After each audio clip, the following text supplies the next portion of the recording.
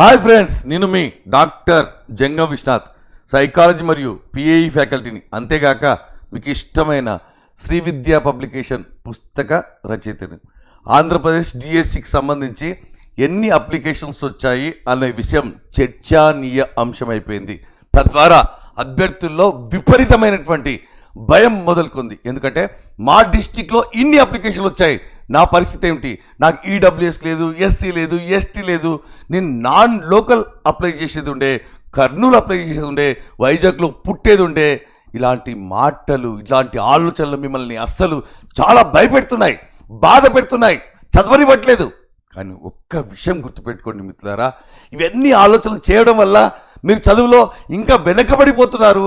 ఈ భయం మిమ్మల్ని పిరికి పందం చేస్తుంది, పిరికి వాడించేస్తుంది, చదవకుండా చేస్తుంది. ఈ సమయంలో నీవు చదువు తప్ప ఒక్క మాట వేరే మాట్లాడినా సరే ఖచ్చితంగా ఉద్యోగానికి దూరం అవుతావు. ఇది నా ఛాలెంజ్. ఎందుకంటే ఈ మాటల వల్ల సబ్జెక్ట్ కంప్లీట్ కాకపోను భయం పెరిగి, ఒత్తిడి పెరిగి రకరకాల ఆలోచనలు వస్తున్నాయి. నాకు జాబ్ రాకపోతే నా పరిస్థితి ఏమిటి? 5-6 సంవత్సరాల నుంచి చదువుతున్న వారి పరిస్థితి ఏమిటి? ఇన్ని అప్లికేషన్లు వచ్చాయి, పోటీ ఎక్కువ ఉంది. ఇలాంటి మాటలు చదువును దూరం చేస్తాయి తప్ప ధైర్యాన్ని ఇవ్వవు. మిత్రులారా, ఒక్క విషయం చెప్తున్నాను, ఎప్పుడే కానీ అప్లై చేసిన వారి మధ్య పోటీ అస్సలు ఉండదు. పరీక్ష రాసే వాళ్ళ మధ్య అస్సలు పోటీ ఉండదు. సెంటర్కు వచ్చే వాళ్ళ మధ్య పోటీ ఉండదు. కేవలం చదివేవారి మధ్య, బాగా చదివేవారి మధ్య, కసి ఉన్నవారి మధ్య మరియు ఉద్యోగాల పోస్టుల సంఖ్యను బట్టి మాత్రమే పోటీ ఉంటుంది. దాంట్లో మనం ఉంటామా ఉండమా అనేది ఈ కొన్ని రోజులు డిసైడ్ చేస్తుంది.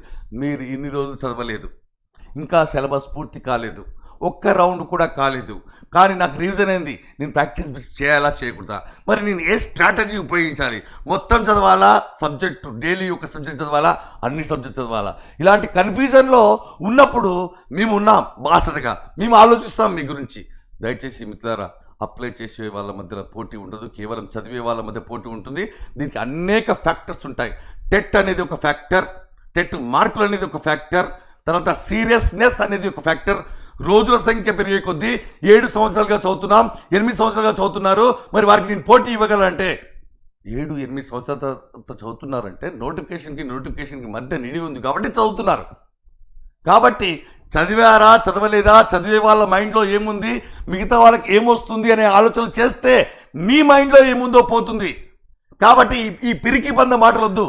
మన కుక్క మన వెంబడి పడ్డప్పుడు ఎలా తప్పించుకొని పరిగెత్తుతాము, శక్తి వంచన, పాము కనిపించినప్పుడు ఎలా పారిపోతాము, అలా పారిపోయే క్రమంలో నీ శక్తి వంచనను ఉపయోగిస్తావు చూడు. ఆ విధంగా ఈ కొన్ని రోజులే జాబ్ అనేది, ఈ కొన్ని రోజులు ఎవడైతే బాగా చదువుతాడో వాడే, అది కూడా స్ట్రాటజీగా, ప్రశాంతంగా. చాలామంది చేసే మిస్టేక్ మిత్రులారా, డైలీ ఒక సబ్జెక్ట్ ఎన్నుకుంటున్నారు. డైలీ ఒక సబ్జెక్ట్ ఎన్నుకున్నప్పుడు మళ్ళీ మరొక సబ్జెక్ట్ రావడానికి చాలా టైం పడుతుంది. అంతేకాకుండా బాగా గుర్తుపెట్టుకోవాలి, ఆ సబ్జెక్టు మళ్ళీ ఎప్పుడు వస్తుందో, ఎన్ని రోజులకు వస్తుందో, మళ్ళీ మర్చిపోతానేమో అనే ఒక బాధ ఉంటుంది. కాబట్టి దయచేసి అన్ని సబ్జెక్టులకు టైంను కేటాయించండి. మరి ఎప్పుడైపోతుంది సార్, కొంత చదివితే అన్నప్పుడు రోజులు గడిచే కొద్దీ అయిపోతుంది. కానీ ఒక స్ట్రాటజీ మీరు ఉపయోగించాలి. మొదటి రౌండ్ చాలా ఫాస్ట్గా కంప్లీట్ చేసుకోవాలి, చాలా వేగంగా కంప్లీట్ చేసుకోవాలి. ఇంకొక రెండో రౌండ్ ఒక ఆశ ఉంది, ఆ ఆశ ఉన్నప్పుడు ఇంకా ఫాస్ట్గా చదువుతాను. ఇప్పుడు మిమ్మల్ని కాపాడేది కేవలం ఫాస్ట్ రీడింగ్ మాత్రమే, చాలా ఫాస్ట్గా చదవడం మాత్రమే, చాలా వేగంగా చదవడం మాత్రమే. వేగంగా చదివేటప్పుడు మాత్రమే చాలా కాన్సన్ట్రేషన్ ఉంటుంది. ఆ కాన్సన్ట్రేషన్ ఉన్నప్పుడు సబ్జెక్ట్ స్పీడ్ పెంచుతావు. ఇలాంటి స్పీడ్ బ్రేకర్లు, అప్లికేషన్లు, రివిజన్లు, వాళ్ళు అలా చదివారు, ఇలా చదివారు అనే ఒక స్పీడ్ బ్రేకర్లు వచ్చినప్పుడు మన చదువు మళ్ళీ ఆ స్పీడ్ బ్రేకర్ దాటి ముందుకు వెళ్ళడానికి చాలా టైం పడుతుంది సెట్ కావడానికి. కాబట్టి ఈ మాటలు నేను పిరిపందం చేస్తాయి, పోరాడే తత్వాన్ని కోల్పోయేటట్టు చేస్తాయి, చదువుకు దూరం చేస్తాయి. మరొక విషయం, చదివిందే ఎక్కువసేపు చదవకండి. సబ్జెక్టు కంప్లీషన్ అనేటువంటిది చాలా మొదటి స్టెప్. కంప్లీషన్, పర్ఫెక్షన్ కంటే ఈ టైంలో కంప్లీషన్ ఇంపార్టెంట్. కంప్లీషన్ మిమ్మల్ని సాటిస్ఫాక్షన్ ఇస్తుంది. కాబట్టి మళ్ళీ చెప్తున్నాను, తెలుగులో పండితుడు తెలుగులో ఫెయిల్ అయ్యాడు. ఎందుకంటే పరీక్షలో ఒక ప్రశ్న ఇచ్చినప్పుడు అదే ప్రశ్నను 3 గంటలు రాసి 10 మార్కుల పేపరే చేసి 100 మార్కులకు 10 మార్కులు వచ్చాయి. కాబట్టి మీరు ఈ టైంలో ఎక్స్పర్టైజ్ కంటే రివిజన్ కంటే ముందుగా సబ్జెక్ట్ను కంప్లీట్ చేశామన్న తృప్తి చాలా ధైర్యాన్ని ఇస్తుంది. ఫస్ట్ మొత్తం కంప్లీట్ చేయండి, చేసి రెండో రౌండ్ ఉంది, ఆ రెండో రౌండ్ కూడా చాలా ఫాస్ట్గా అయిపోతుంది రివిజన్. ఇప్పుడు ఈ టైంలో మనం చేసే స్ట్రాటజీ ఇదే మిత్రులారా. భయపడుకుంటూ పోతే, శక్తి వంచన లేకుండా కృషి చేస్తే సాధ్యం. భయం ఉండాలి కానీ భయమే ఉండకూడదు మిత్రులారా. దయచేసి నా మాట విని ఖచ్చితంగా మళ్ళీ చెప్తున్నాను, సైకాలజీ పర్స్పెక్టివ్స్ మాకు వదిలేయండి, తక్కువ టైంలో మీకు ఎక్కిస్తాం, మళ్ళీ చదివే అవసరం లేకుండా చేస్తాం.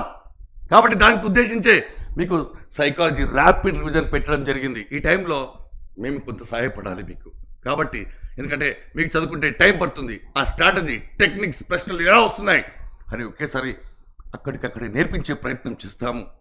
మరి రేపు ఎల్లుండి మన యాప్లో ఎవరైతే టెట్ సైకాలజీ తెలంగాణ వాళ్ళు మరియు ఆంధ్రప్రదేశ్ మెగా డిఎస్సి వాళ్ళు ఎవరైతే ఉంటారో వారందరూ కూడా ఆ 2 కోర్సుల వారు ఖచ్చితంగా తీసుకోవచ్చు. ఇంకెవరైనా తీసుకోవాలంటే ఆ 2 కోర్సులు తీసుకోండి.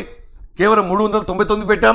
అదే ఆంధ్రప్రదేశ్ వారికి అయితే విద్యా దృక్పథాలు సైకాలజీ 2 కోర్సులు ఉంటాయి, ప్లస్ పరీక్షలు కూడా ఉంటాయి, ప్లస్ క్లాసెస్ పూర్తిగా ఉంటాయి.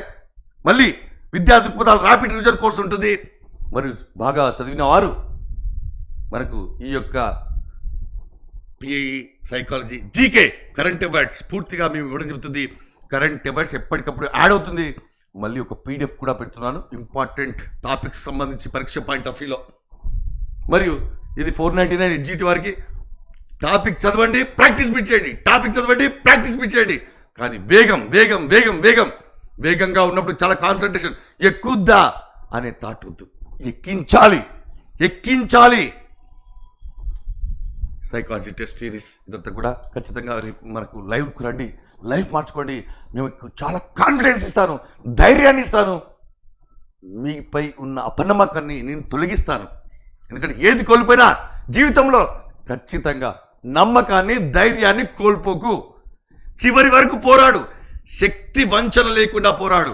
ఎన్నింత చదివినా ఈ కొన్ని రోజులే అనే విషయాన్ని ఖచ్చితంగా గమనించు. మీరు మన యాప్లో ఏ అనుమానం ఉన్నా సరే ఫోన్లు చేయకండి దయచేసి. యాప్లో చాట్ బాక్స్లో కస్టమర్ కేర్ దగ్గర మెసేజ్ పెట్టండి. మీ టైం చాలా వాల్యుబుల్, మేము స్పందిస్తాం. మరియు మన యూట్యూబ్ ఛానల్ని ఖచ్చితంగా సబ్స్క్రైబ్ చేసుకోండి. ఎప్పుడు చదివామన్నది కాదు, ఇప్పుడు చదివామా లేదా అనేది ముఖ్యము. మిగతా వాళ్ళ గురించి ఆలోచించకండి.